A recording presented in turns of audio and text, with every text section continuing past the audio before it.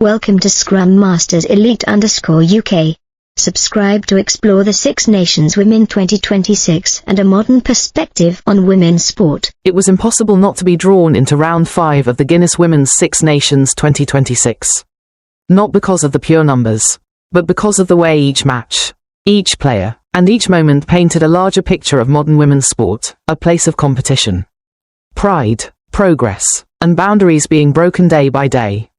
The first thing that struck me was not the scores or the standings, but the sense of contrast. In Cardiff, Italy ended the tournament with a convincing win over Wales, while on the other side there was a team sunk in a long losing streak.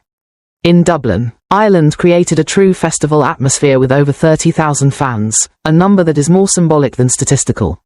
And in Bordeaux, the two powerhouses England and France continued their familiar rivalry, where victory is not only about titles but also about long-standing pride. 3 pictures, 3 states, yet all coexisting within one ecosystem. Sport is never just win-lose, but a journey of uneven development across teams, cultures, and the ways they invest in women's sport. Looking at Italy's win over Wales, I do not see it as just a season-ending match. It feels like a statement that even underrated teams can leave a mark if they find moments of alignment. Alyssa Dinko with her 2 tries, Valeria Fedrighi in her farewell match, and the team's overall discipline, all of it created a victory that was not only about points, but also a reminder that in sport, perseverance can sometimes matter more than reputation. On the other hand, Wales' losing streak raises a more uncomfortable question. What is truly holding back a team's development? Is it the players, the system, or belief itself? And the answer is likely never simple. In Dublin, the story carried a completely different tone, when more than 31,000 spectators filled Aviva Stadium. It was not just a record. It was proof that women's rugby is no longer on the sidelines. It is stepping into the centre of attention, not through slogans, but through the quality and genuine excitement of the game. Ireland's dominant win over Scotland was not only a victory on the field, but also a victory in connecting with fans. Names like Aoife Wafer, Erin King, and Brittany Hogan are not only mentioned as players, but as symbols of a generation growing up under the light of expectation. What matters here is not how much they win, but how they make the audience feel part of the story. From a personal perspective, this feels like a key point of modern sport. Value is no longer only in results, but in the ability to create community. A full stadium is not simply a place to witness victory, but a space where collective emotion is activated. When 31,294 people share a sporting afternoon, they are not just watching rugby, they are participating in a social ritual, where belief in the progress of women's sport is reinforced. The match between England and France in Bordeaux carried the colour of a historic rivalry.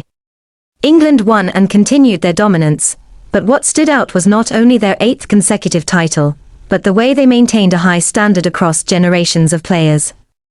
Names like Ellie Kildunn, Jess Breach, and Sarah Byrne did not only create differences on the field, but also reflected the stability of a development system. However, France, led in spirit by Pauline Borden-Sansous, also showed something important. The gap between top teams is not absolute.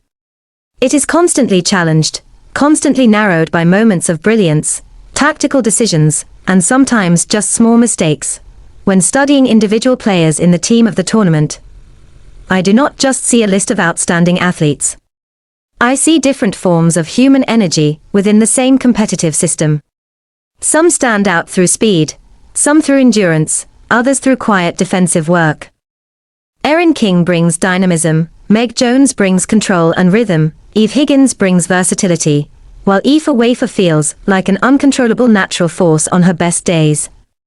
This shows an important lesson. In any collective, diversity of roles is not secondary, it is essential for survival. Looking deeper, I see a common thread throughout. The evolution of women's sport does not come from a single moment, but from the accumulation of hundreds of moments like these. One match can change the direction of a tournament, but it is the repetition of high-quality matches that changes social perception.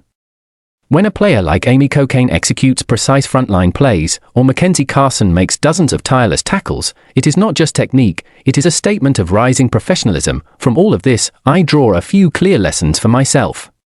First, no success comes from a single direction. The strongest teams are not those with one star, but those with many players consistently fulfilling their roles. In life, this means not focusing only on one skill or strength, but building balance. Second, persistence in a highly competitive environment is decisive.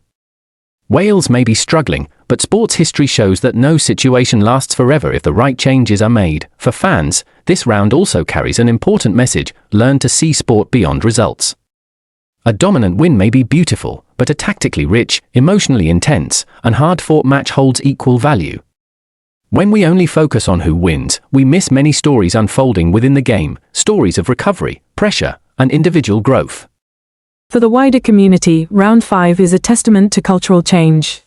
Women's sport is no longer a secondary version of men's sport, but is building its own value system, more sustainable, more connected, and more community-driven. When a stadium can be filled with both female and male fans cheering together, when matches are analyzed with equal seriousness, it signals that equality is approaching not through words, but through action. In the end, what remains for me is not a champion team or a statistical table of standout players, but the feeling that sport, when viewed from the right angle, always reflects society. It shows where growth is happening, where challenges remain, and where change is underway.